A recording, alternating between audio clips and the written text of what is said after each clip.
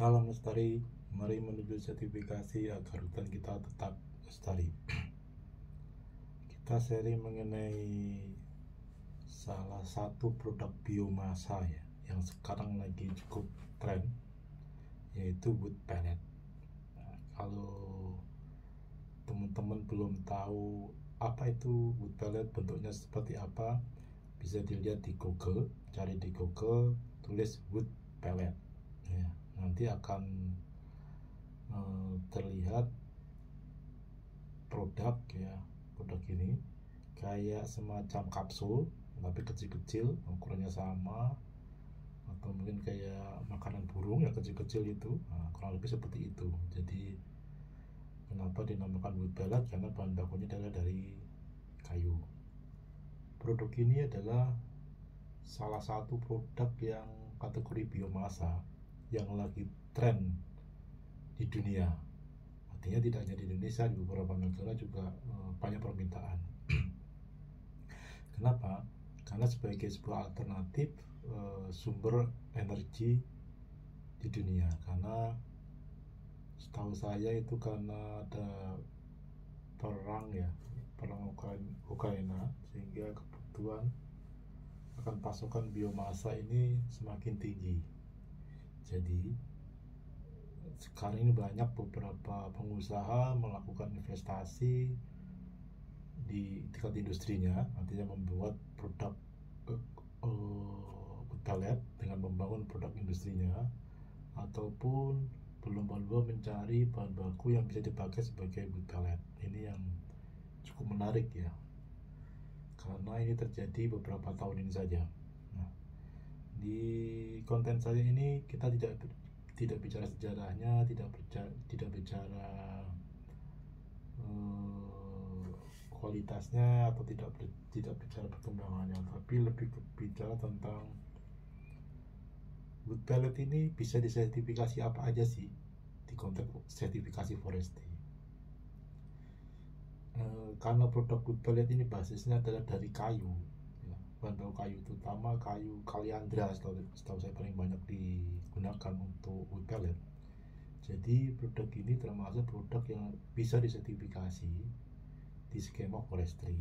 Oke, sertifikasi yang pertama yang bisa diberikan kepada produk olahan akhir berbentuk wood pellet adalah yang pertama sertifikasi SPLK.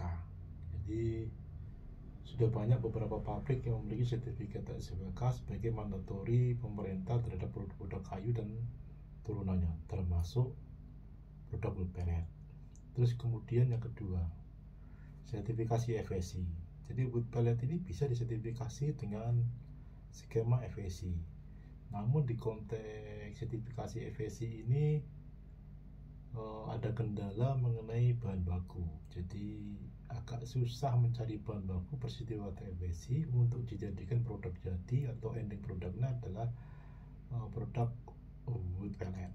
Jadi kalau perusahaan sudah memiliki sertifikat FSC produk wood pellet, kemudian bahan bakunya tidak ada, ya sayang juga sebenarnya, karena bahan baku tidak ada.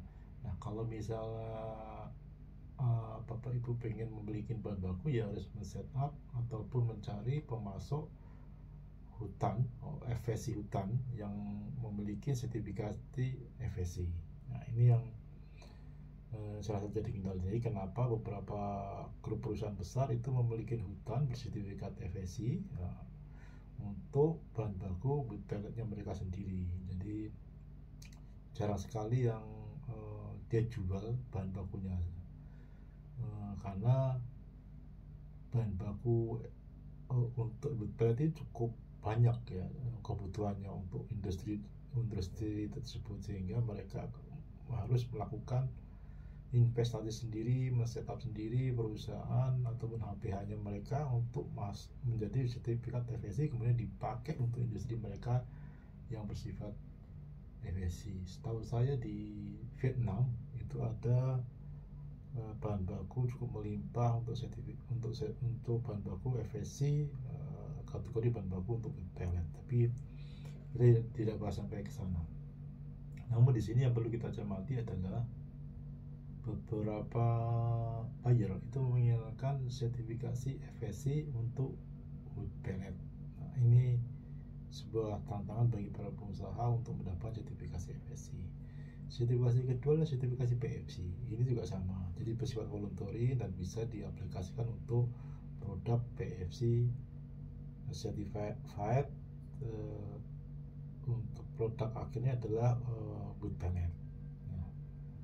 Nah, kemudian sertifikasi lain yang bisa di applicable ataupun diminta oleh customer adalah sertifikasi GGL, Green Gold Label. Nah, ini agak beda dengan SVLK, FSC, PFC. Kalau SVLK itu menekankan kepada legalitas, FSC sama PFC menekankan ke sustainability, aspek sosialnya ya, yang ada. Terus yang ketiga, Green Gold Label, GGL ini adalah sertifikasi yang lagi naik daun, terutama untuk produk-produk biomasa seperti wood pellet tadi. Ini salah satu saja, namun ada produk lain yang bisa disertifikasi dengan GGL ya, misalnya sawdust itu juga bisa. Jadi tapi kita tidak bahas produk lain, kita hanya bahas produk wood pellet ini.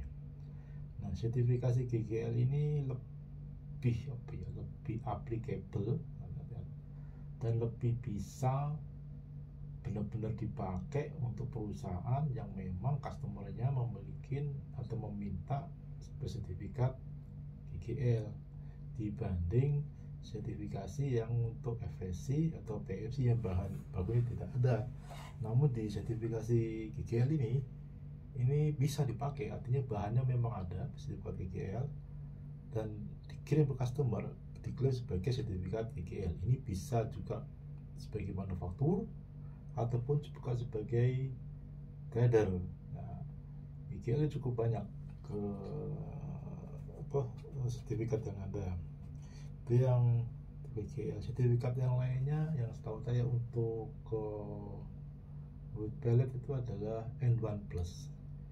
Tapi N1+ ini tidak ada di Indonesia, jadi masih di luar negeri. Jadi untuk bapak ibu yang ingin memiliki sertifikat N1+ ini agak kesusahan dan biayanya cukup mahal saudara ya, karena di N1+ ini adalah sertifikasi untuk biomasa wood pellet yang menjamin terhadap ketahanan ataupun panasnya daripada biomasa tersebut, sehingga lebih pada ke quality produknya ya. Nah, ini melalui tes lab, ada tes labnya, ada SOP-nya dan sebagainya. Ya, ini tidak ada di Indonesia dan kebanyakan di luar negeri, dan luar negeri pun tidak semua lembaga bisa menerbitkan sertifikat N1+. Jadi banyakkan di negara Eropa itu sudah cukup banyak, Cina juga cukup banyak, Indonesia belum ada, Jepang setahu saya juga sudah ada untuk N1+ ini. Ya, itu aja sharing dari saya mengenai sertifikasi untuk produk wood pellet. Jadi SVLK bisa, FSC, PFC, GGL, sama N1+. Ada 5 sertifikat yang bisa diaplikasikan ke produk yang namanya wood pellet sebagai produk biomasa yang lagi trending sampai sekarang ya. Itu aja mungkin sharing dari saya tentang salah satu produk yang lagi trending, itu biomasa wood pellet. Salam lestari.